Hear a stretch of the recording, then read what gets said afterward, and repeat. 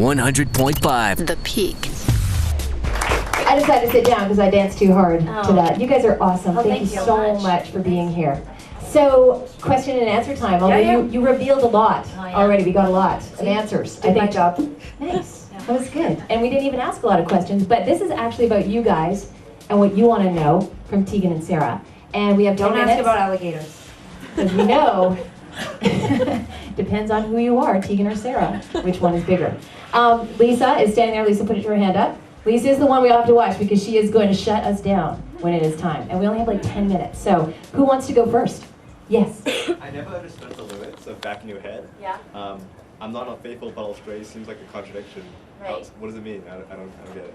Well, I mean, I think it's just more like I'm not unfaithful, like, you know, you wouldn't necessarily, like, cheat on somebody or something like that, but you'll stray, like, you know, it doesn't have to be in the romantic sense, you know, like, that you'll be distant. You like have a second living room and You will disengage. watch your own TV programs? No, I meant it more like you won't be emotionally intimate or something, you know, like that you will be distant from that person. Yes. Hi guys. Hi. Thanks for coming. That's Peter Shad, by the way. Peter Shad does Afternoon Drive here at 100.5 The Peak. He just loves you. I'm just hanging out with We Are the City back here. Yeah. Do you guys know the Lilith date yet for Vancouver, by any chance? No, I don't know any of the specific dates for Lilith Fair. I don't know which dates we're doing yet either. I think we're going to be on the East Coast, Not on the West Coast.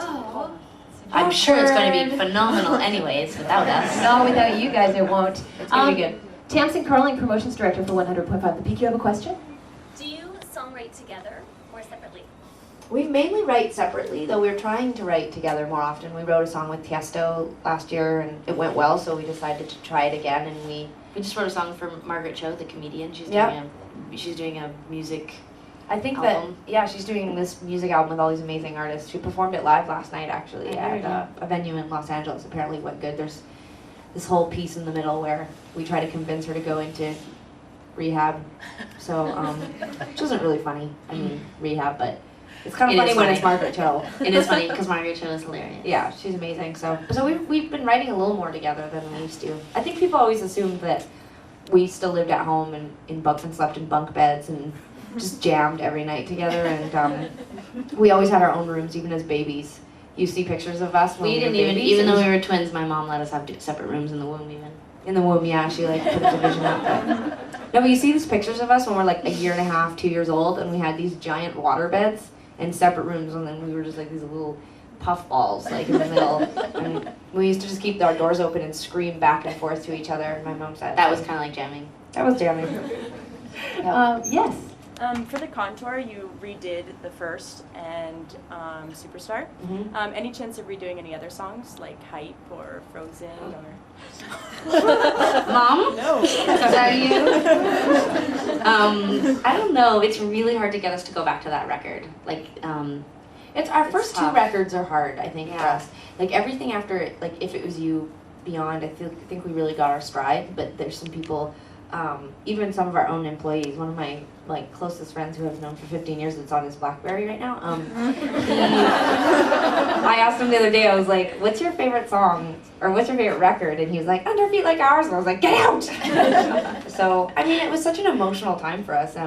You know, this guy Elliot Roberts, who has managed Neil Young for decades. When we first met him 10 years ago. He's who gave us our start, and he had this really interesting story that he told us when we said we were going to make our second record. He said, not to put too much pressure on ourselves, because you have your first 17 years to write your first record, and then you have a year and a half to write your second record, and so there's a lot of pressure to come up with inspiration, and you know, you start thinking about what you already did and trying not to reproduce that, and you start, as soon as you get into our industry, you start worrying about what other people think, and there's all this stuff that starts happening. So your second record is, you know, this weird kind of entity. So I just feel like our first two records are really, it's like opening up a yearbook, you know? Like, I'm like, why did I wear that? Oh my God, remember when we did that? Like, it's a strange thing, but I really love the record, so.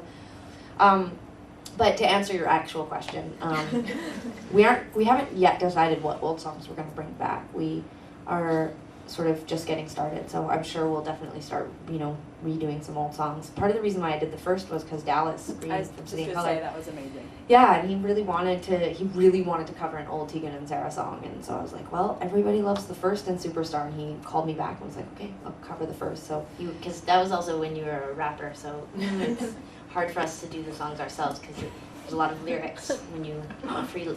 we're very wordy. When you're young, you have a lot to say. That's how I always know a band when I get demos from bands. Like, it's good that you could play music, otherwise you probably would have been like a slam poet or whatever. You're just jealous because I always had lots to say, and you were always like, what can I rhyme with love? What rhymes with you? Now another word that rhymes with love. Anyway. I think we have like 1 minute, and I wanted to ask a Canuck named Ryan Johnson, who's in the back. He plays for the Vancouver Canucks there. If Hi, Ryan. He doesn't bowl. Maybe you do.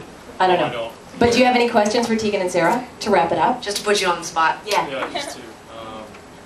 No, my question, my thought was kind of like Tamsin's. I was curious if you guys kind of, maybe to extend our question, when you come together, is there ever awkwardness about one that Sarah's writing about that you go, maybe I don't want to sing harmony on that because that's just awkward or not me, or do you ever get That's those actually parts where you're that's actually a really good question because He scored.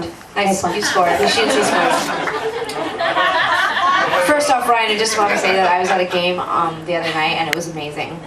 The violence was a bit much though. There was a lot of punching at one point and I was like, ee. But and I was sitting right next to the Oilers bench, and when you guys got your third goal of 4, I kind of went like this. I laughed just for a second though. Then I was like, they could kill me.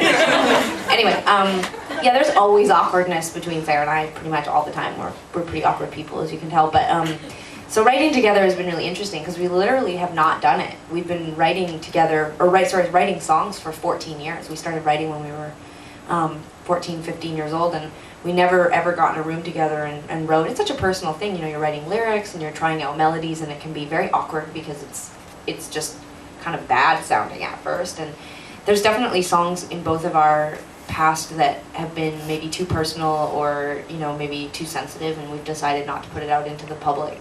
And I think that for both of us, we've tried to find common ground. When we pull together the songs we put on the record, we definitely try to pull songs together that we think work well together. So sometimes some of our favorites don't make it on the record because they don't really work. So we're definitely always at different places in our lives, but trying to find common ground. It would be really hard to go out on the road and tour for 2 years singing songs that we don't connect to. So, but I have to say that very rarely happens that I find a song that I don't like of Sarah's. Like everything she sends me, I'm pretty into. I will say even that song I don't- Orange, oh, Yeah. Orange. Oh, I like that one. Okay, well, good. I was gonna say that I very rarely feel awkward with Tegan, but last night at the show, I could see my mom in the audience, and I could see a lot of my friends and stuff like that, and it was really, really hard to to really get into it the way that I would get into it in other venues, because I just kept looking at my mom, partly to be like, is she enjoying it, And then also, I was kind of trying to be cool and intense, and then I was like, my mom is right there. And she's seen us play so many times, and she's not weird about it or anything like that, but it's hard to be cool when your mom is she was we need to put her further back in the theater tonight, because she was 4th row. Her and her boyfriend were just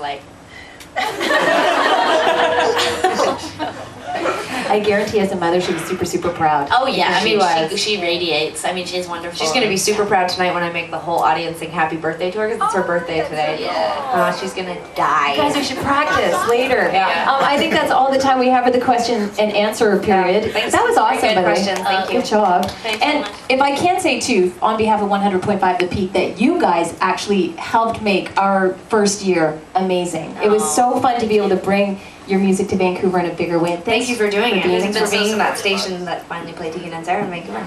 Totally our pleasure. Thanks for giving me music.